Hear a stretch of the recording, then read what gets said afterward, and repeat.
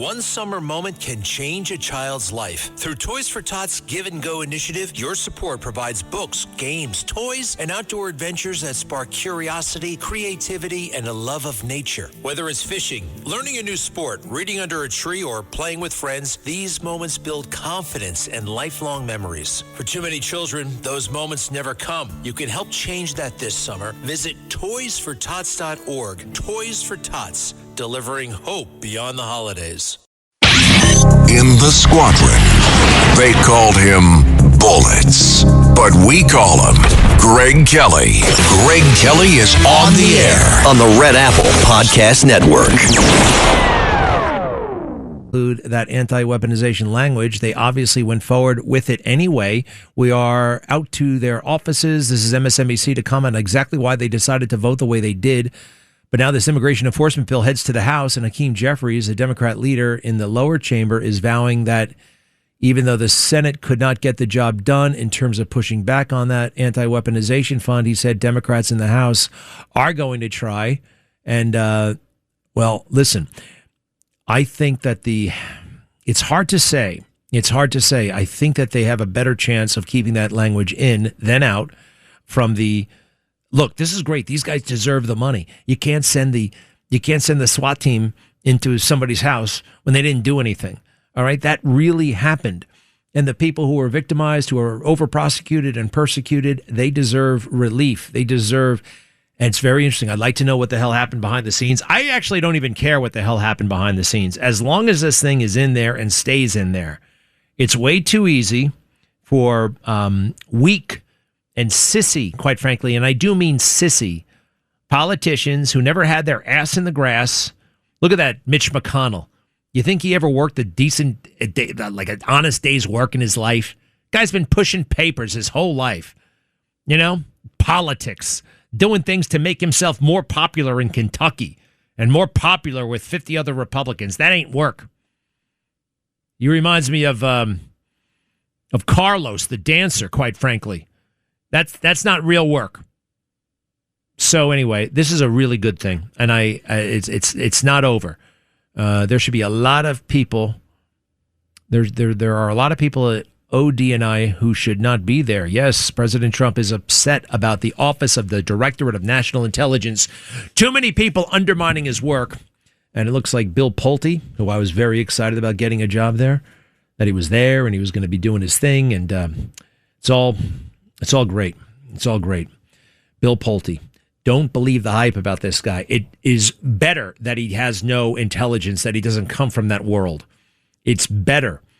It's also a testament to like what you can do. If you get a job that you don't particularly like, work your ass off in it, and anything is possible. Anything. He went from no account slot in the Department of Housing and Urban Development, and now he's over there. It looks like he's on the verge of becoming the Director of National Intelligence, and that will be fantastic. I'm sorry, but Graham Plattner, there's a million reasons to not like this guy. The Democrat in Maine, he's a socialist, he's a Nazi, he's a bit of a wussy, quite frankly. Always talking about PTSD, the stuff I saw over in Iraq. You know, easy does it there, all right? I've been to Iraq. It wasn't that bad, all right? It really wasn't that bad. Compared to other wars, it was not that bad.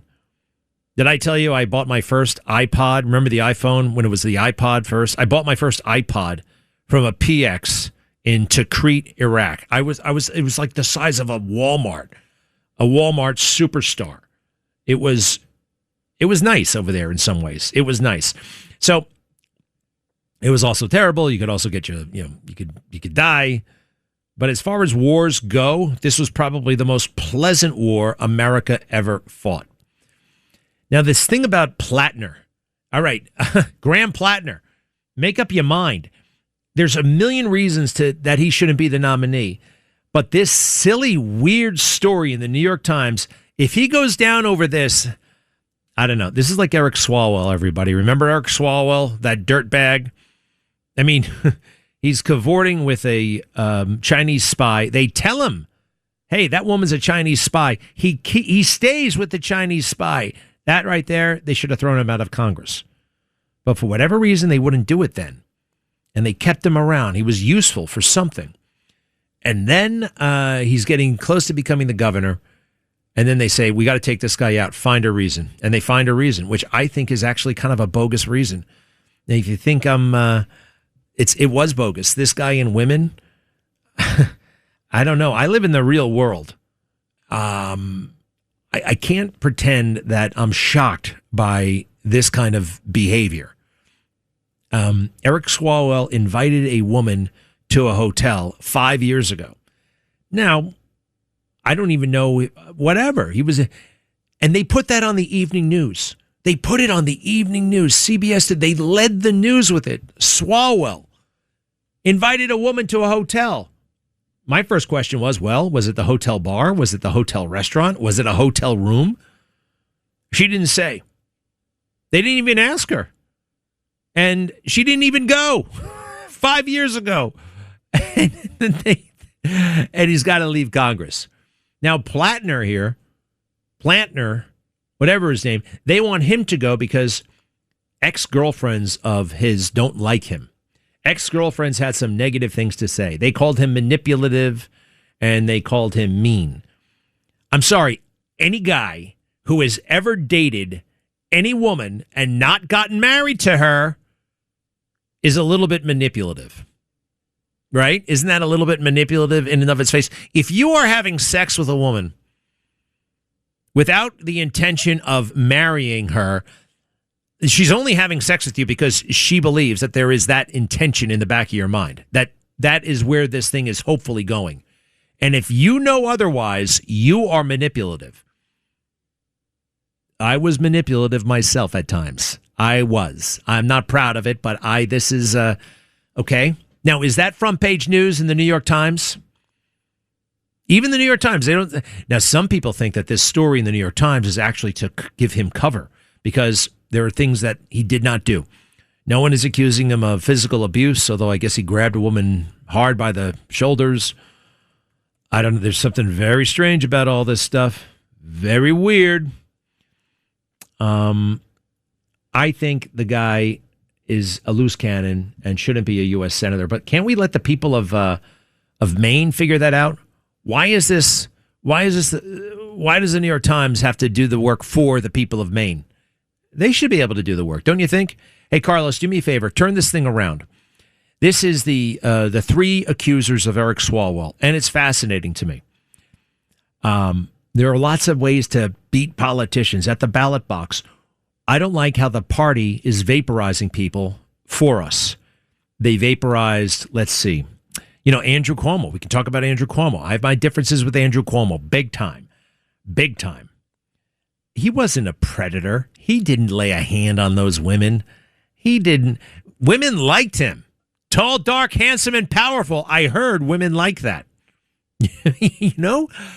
Kavanaugh, they try to vaporize him. A woman had allegations so long ago, nobody remembered anything, but I don't know. It's quite the world, isn't it? It's a little bit mixed up. One other thing I want to go back to Bill Pulte. Bill Pulte, they say unqualified to be director of national intelligence. Well, you know who was probably the most unqualified cabinet secretary we have ever had in the history of the country? Arguably the best. Arguably. Robert F. Kennedy Jr. I'm sorry. Strike that. Robert F. Kennedy Sr. I'm talking about some people look at the stars and see excuses to say no. I say, why not? That guy. The senator from New York, the attorney general for his brother. He had no qualifications for that job. But according to the historians, he may have kept us out of World War III. Those generals were running around like nut jobs, especially Curtis LeMay, who actually had a practical plan to launch a first strike. He wanted to launch a first nuclear strike. And Bobby said to Jack, this general is crazy. You got to get him out of the room. All right.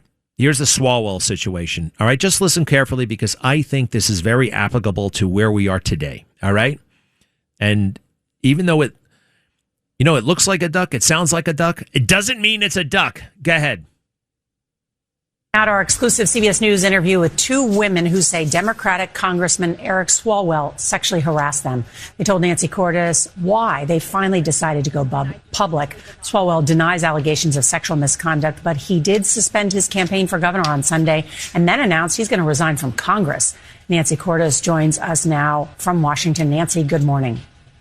Good morning to you, Nora. This is the first time that Swalwell's accusers have been willing to go on camera. And they told us it wasn't an easy decision, but that they've been shocked to discover how many women had stories about Swalwell that were apparently just like theirs. I didn't tell anybody for years, out of fear. What were you afraid of? Well, at first I thought I was all alone. Annika Albrecht was still in college when she says she got what she thought was a big break. California Congressman Eric Swalwell offering to stay in touch after meeting with her student group in Washington, D.C. He offered to mentor me. Wow. That was, as someone who knew virtually nothing about politics at the time, or no one, that was just an incredibly generous offer that I felt very lucky to have. Stop.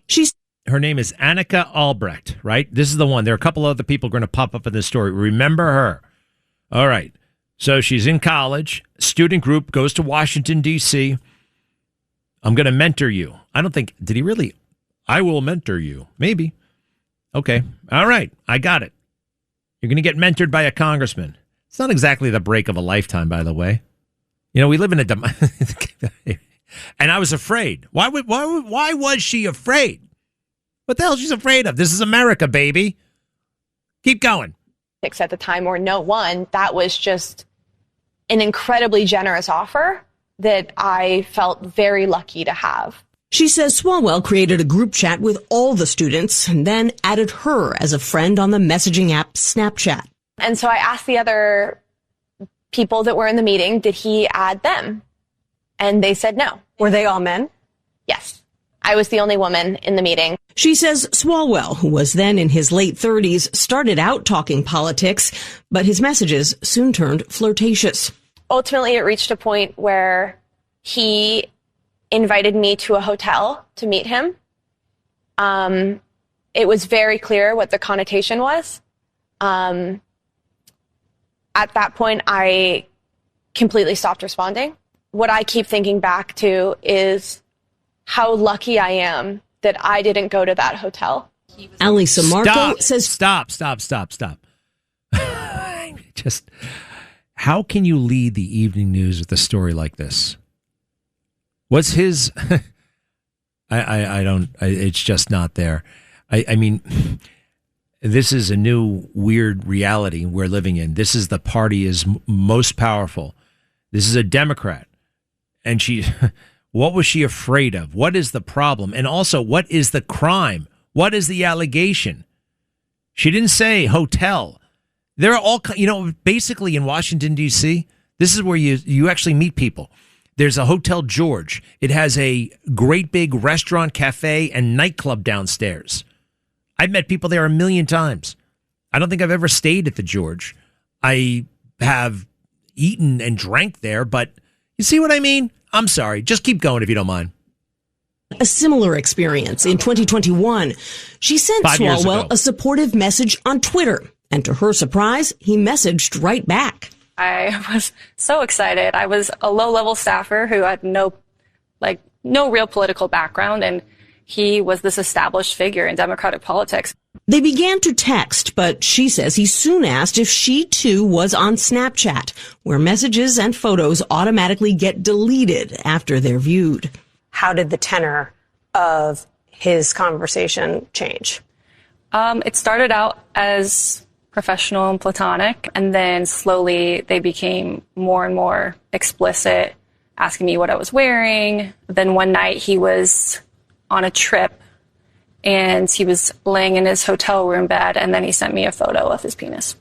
Samarco showed us text messages she sent to friends at the time about Swalwell's alleged advances. In one, she wrote, "He's snapping me right now, asking when he can see me." But beyond that, both women said little for years as they built careers as Democratic campaign strategists. I was terrified that if I spoke out against him, then people would think that I was a loose cannon, that I couldn't be trusted, that maybe I'm making it up. That was until Swalwell decided to run for governor of California. Stop for a second. I mean, all right. It's interesting that they have all these messages about what they were telling the girlfriends, humble bragging about talking to this guy.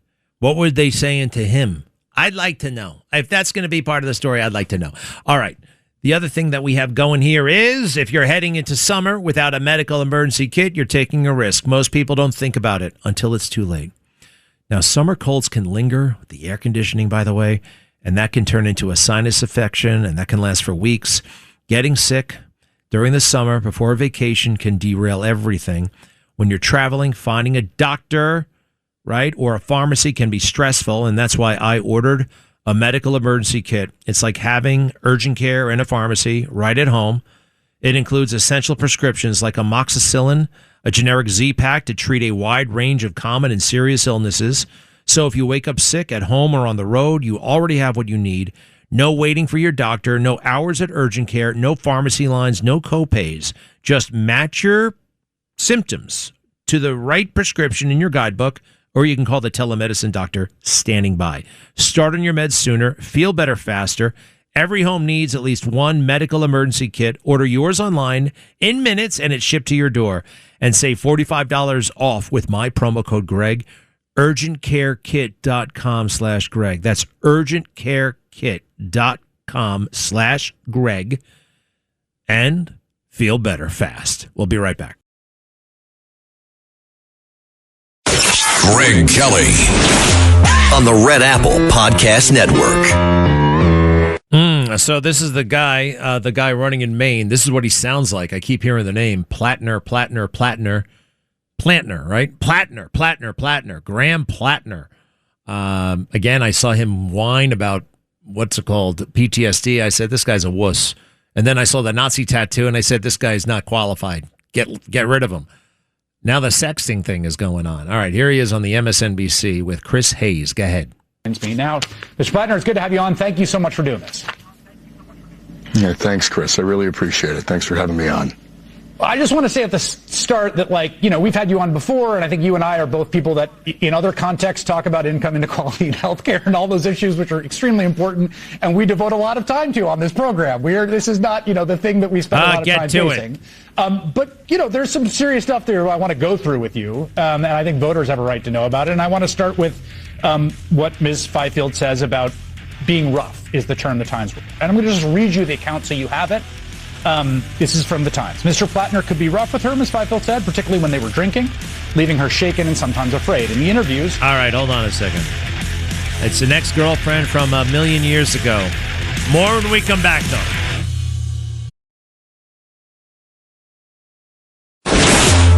Greg Kelly, entertaining and informative on the Red Apple Podcast Network. Oh, I love it. I love it. I love it. Nancy Pelosi still getting questions about January 6th. The prime suspect herself. What did she know? When did she know it? Why did she leave that Capitol so unprotected? What the hell? Why were those doors open? Why was she blowing off Chief Sund? What the hell really happened? All right, so this is one of those, what is she, OAN or something like that? Very good reporter. Confronting Nancy Pelosi. Are you ready for this? Let's do it. Go. Pelosi, last time I asked you about January 6th, why you turned the National Guard away on January 6th, you told me to shut up and that I was repeating Republican talking. To shut up again because you're speaking lies. And but you're right here. You're right here on record saying, no, I'll admit it. No, I did not admit it. The president never would agree to send the National Guard. Don't waste your time or mine on you. Why was your daughter filming you on January 6th? Why don't you get away? These are just questions the American people want answers to. No, you know what? I don't even think you're a real journalist. You work for Mike the Pillow Man. Actually, I do, and we're very proud. I don't consider that journalism. Mike the Pillow Man, that's not journalism. I don't have any reason to talk to you. He'd love to give you a free pillow. I want you to record this. I want people to know that you are not a real journalist. You work for Mike the Pillow Man, and all you do is spout untruths. Get away from me. You can insult me all you want, Get away from me. Thank you, guys. Thank you, Congresswoman. We'll give you a My Pillow so you can have a nice sleep tonight, okay? Take care. All right. I don't know if that last comment really helped her case, but, you work for Mike Lindell. What's wrong with making pillows? What the hell's wrong with making pillows? So all these networks have corporate ownership, and they're into all kinds of things. They're into all kinds of, I know a company that made, what are they? Sony made television. I mean, what difference does it make? I want to hear that. That was rich. Why was your daughter filming you on January 6th? What was she going to capture there? Why did you have her there? I like how she maintains her composure, and Nancy Pelosi totally loses hers. And this is the little thing that she gets away with. It keeps her in power. She can't comprehend anything. And weirdly, her lack of articulation, her ineloquence, if that's the word, helps her. Oh, and Nancy is pointing her finger in the most nasty, aggressive way. Here's something else. Nancy's wearing an orange suit.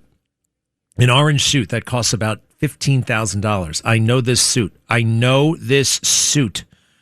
There's another picture of her. Can I just hear that first couple of seconds again, please? This is sweet. Nancy Pelosi, because I'm going to watch her. Oh, boy. Go ahead. Hi, Congresswoman Pelosi.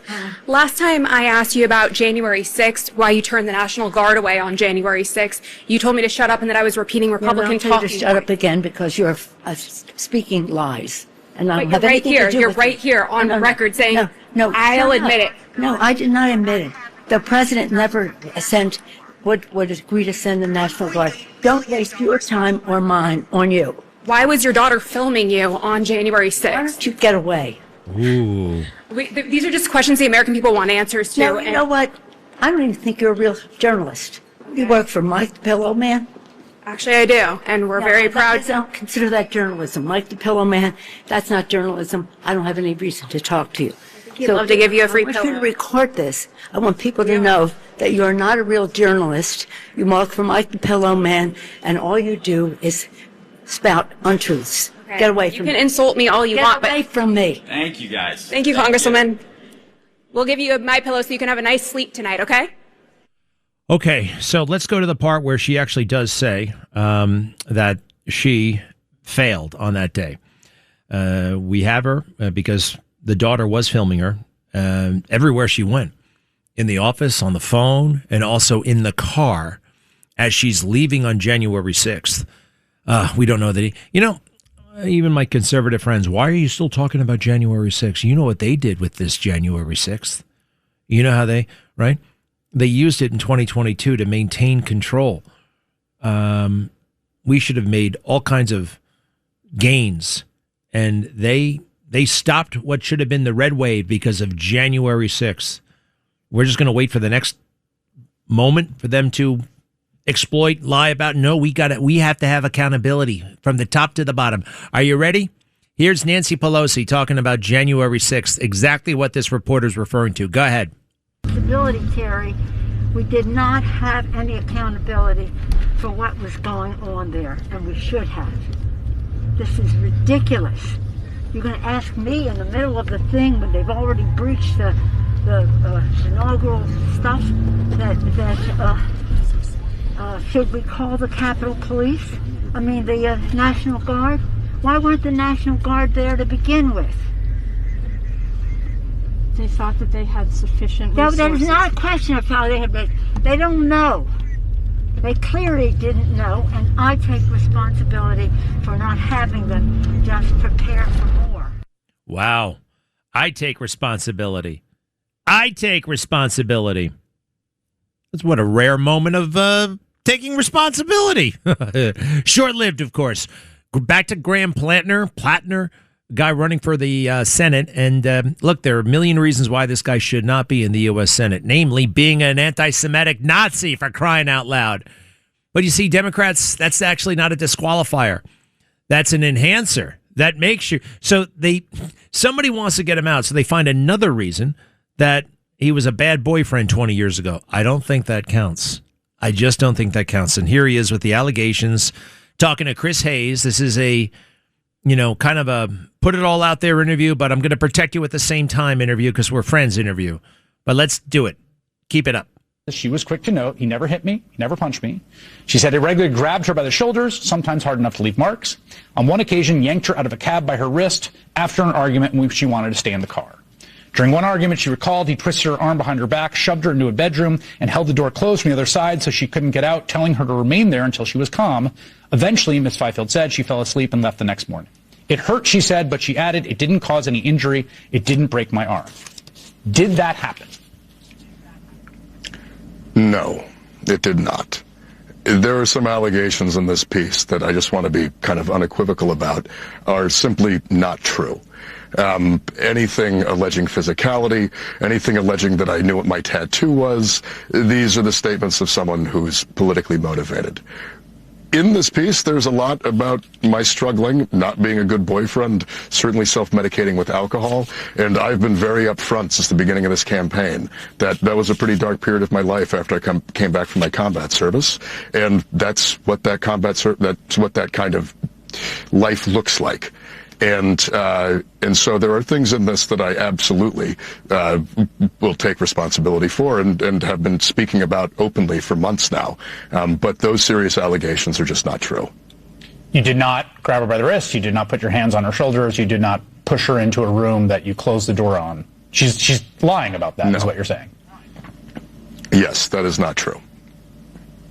You mentioned the tattoo. So I want to talk about that because I think this was troubling to a lot of people, and I think, again, your account of it assuaged some of that fear, clearly in Maine voters, as reflected, again, by reporting and polling.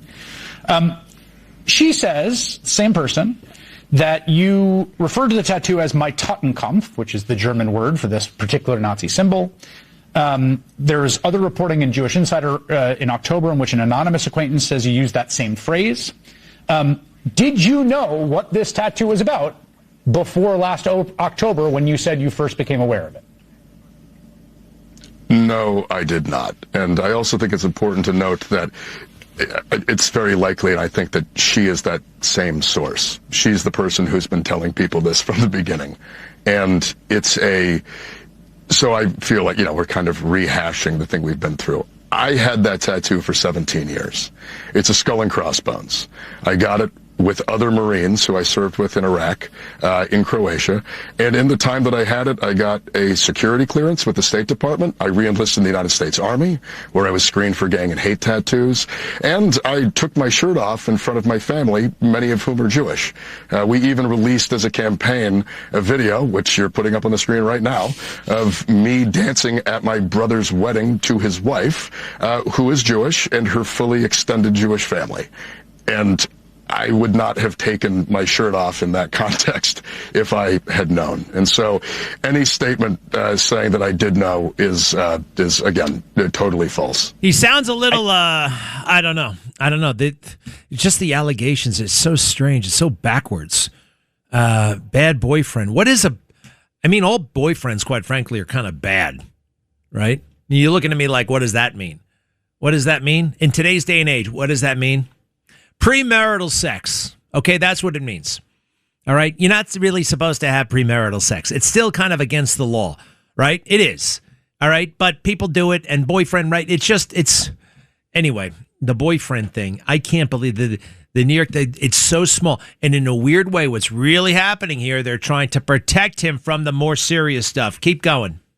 Place on this, and I don't want to get too forensic, but, the Times basically reported that they saw texts of hers, including a text in August, I believe August 3rd of last year. This would be before October of last year, in which she basically said that you had a, quote, Nazi tattoo, and she joked about how she's going to go volunteer for Collins. Now, again, this is a text that got sent, so, we can place the time, right? This is in August. How does she know it's a Nazi tattoo in August of last year, and you don't know it's a Nazi tattoo in August of last year? Well, she certainly didn't send that text to me. So whoever she sent it to and was talking to, I can't say why, but I will say that I certainly didn't know. And the text messages she's sending to friends who may have recognized it, they didn't tell me that. So Can we talk? I want to talk about the piece that came out before this, which was about what your wife had alerted your internal campaign folks to, and just to sort of stipulate to get out ahead that, like, I think some people view this as a real betrayal by your former campaign manager, and that may be true, and I understand. And I also watched the video that your wife put out, which I found incredibly compelling and moving, about what you've worked through. But just to be clear again on the details here, and there's obviously two subtexts here, right? This is you facing Maine voters at a primary and also a general election that's going to happen. We all know that, right? We're all on the same page. Were you sending sexually explicit messages to other women back in 2023, 2024, as reported in the piece? So this is the first time in my life that Amy and I's marriage has been the interest of people besides Amy and I. Yes. And it's definitely a bit jarring, a bit strange. Yeah. It's also a marriage that is very strong and that I do believe we deserve some privacy in. I will just say this. At the beginning of our marriage, I made mistakes, and Amy held me accountable for them, and we worked through them, and the work that we did made our marriage significantly stronger. And who we are today is an incredibly faithful and happy married couple. Amy is my best friend. I love her more than anything else. And quite honestly, the hardest part about this whole campaign is I don't get to spend as much time with her as I like to. And so it has been it's been a hard experience to have gone through this together as a couple long before our lives were brought out into the public. And then to have it essentially outed by someone that we put our trust in, who then turned around and betrayed Amy's trust, and has now turned, frankly, our private parts of our marriage into a bit of a public political spectacle. It's hard, but it's our marriage. And it's a good marriage. So let me ask you something real quick. Is sending a message like that to another adult, let's put the job of Senate in a little bit of perspective, okay? You go and you vote on stuff, all right? You don't have your finger on the nuclear button. I wonder. Now, I remember Anthony Weiner. I remember other stuff, right? I understood the scandal involved with that. This doesn't seem, quite frankly, as scandalous, all right? I mean, is this the only guy who's ever done that, right? I don't know. Who's this? Ivan in Brooklyn. Hello.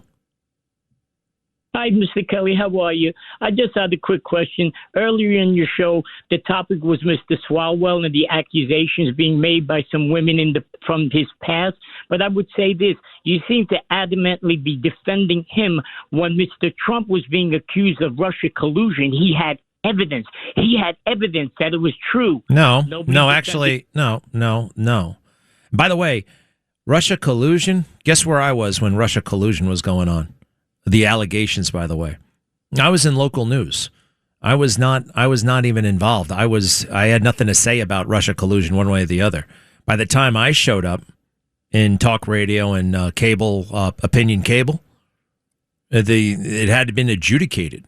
It was fake. It was totally fake. Totally fake.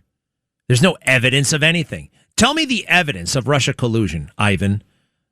It's okay. I understand. Tell me the evidence of Russia collusion. All right, you say there's evidence. Tell me the evidence of Russia collusion between the Trump campaign and the government of Russia, please. To interrupt you, I didn't say there was evidence. I said Mr. Swalwell made that accusation, and there was nothing there, and that's been proven. Well, wait a second. So, look, you know what motivates me? The truth, okay? And I'm not, Eric, since you lied about this, then you deserve that, right? Is that what I should be doing, in your opinion? I just say, what goes around comes around. Right. That's not the kind of country I want to live in necessarily in terms of, look, do you think that was actually evening news worthy? Evening news, top of the evening news. The Berlin Wall is coming down. The Cold War is over. We're back in space. Eric Swalwell invited a girl to a hotel 5 years ago. Is that valid? Is that worthy? Is that, I mean, that's the thing about conservatives. We have principles. And I just, I'm used to it, though. I get the backlash because I'm principled. I feel like, there's truth and there's justice, and justice is supposed to be blind, right? It's blind. And, it's easy to defend your friends. It's harder to defend your enemies. But even my enemies deserve a measure of fairness. I mean, and that's the way I feel. I'll be right back. Greg Kelly, entertaining and informative on the Red Apple Podcast Network. So the Donald J. Trump, John F. Kennedy Center for the Performing Arts will go back to the John F. Kennedy Center for the Performing Arts. Some judge just said that it is illegal for President Trump to have his name on that place as they seek to revitalize the whole thing and de-wokeify it. No. I'll say again, my position on this has been very simple and somewhat unique. The real controversy down there is not having Donald Trump's name on it. It's having JFK's name on it. That man, I mean, I think it can be said now, was something of a predator. Okay, if we're going to bust on people for texting adults, maybe, just maybe, we should revisit the whole JFK situation and the women, including teenage girls that he was taking to Mrs. Kennedy's bed. I mean, here she is, Mimi Alford. That's her name. I'll never forget this woman. She's her story checks out. It's all the evidence. She was at the White House. Very responsible, respectable woman. And then one day she told her entire story to the world. We're still going to name airports and schools after this guy. With this, go ahead. We continue now with our story. The Kennedy presidency lasted just 1,000 days, and yet the energy and vitality and excitement from that White House, what was later called Camelot, was such that it can still be felt today. But just out of public view, it seems the president was taking some incredible risks. Now Meredith Vieira continues her report. I think we're privileged to play a part. It was exciting. It was glamorous. It was fun. She was a 19-year-old college kid, an intern in the White House press office. As clearly and persuasively as I could. He was the 45-year-old leader of the free world, and she was mesmerized. I was sort of swept into this web. He said, don't do it. Can't do it. Bad year. The handsome president, his charisma, his magnetism. Mimi Alford, who was then Mimi Beardsley, says after losing her virginity to President Kennedy on her 4th day on the job, they began an affair, spending evenings together in the private residence as often as twice a week. You're 19, he's 45. What did you talk about? Well, we didn't have a lot of time to talk. He was the president. What we talked about was certainly not world affairs. The president was very boyish and playful with me. In her book, Mimi calls their sexual encounters varied and fun, describing the president as a sensualist. Wow, varied and fun. And Mimi was down to get down? Don't take President Trump's name off of that building. Take President Kennedy's name off of that building, all right? Okay, for the wokers out there, the Me Too crowd. Thanks for listening to The Greg Kelly Show. You can hear The Greg Kelly Show weekdays at 12:15 on 77 WABC. If you like the podcast, share it with your friends and listen anytime at WABCRadio.com and download the WABC Radio app. Hit that subscribe button on all major podcast platforms. Plus, follow WABC on social on Instagram, TikTok, Facebook, and X. See you next time for a new episode so you never have to wonder. What the heck is going on here? On the biggest stage in the world, FanDuel is changing the game because sometimes your player gets subbed off and your bet goes with them. Not anymore. With FanDuel Super Sub, if your player's subbed out, your bet stays in. That's right. If your player leaves the match, your bet continues on with the substitute. So you're still in it until the final whistle. Visit FanDuel.com. Get started now. Let there be goals this summer on FanDuel. 21 plus select states for Kansas in affiliation with Kansas Star Casino. 18 plus DCKY. REYWY. Gambling problem? Call 1-800-GAMBLER. 1-800-MY-RESET. 888-789-7777. Visit ccpg.org/chat. Connecticut. Visit mdgamblinghelp.org. Maryland. Visit gamblinghelplinema.org. Call 800-327-5050. Massachusetts. Call 877-8-HOPE-NY. Text HOPE-NY in New York. Call 877-770-7867. Louisiana. Visit FanDuel.com. Get started now. Let there be goals this summer on FanDuel.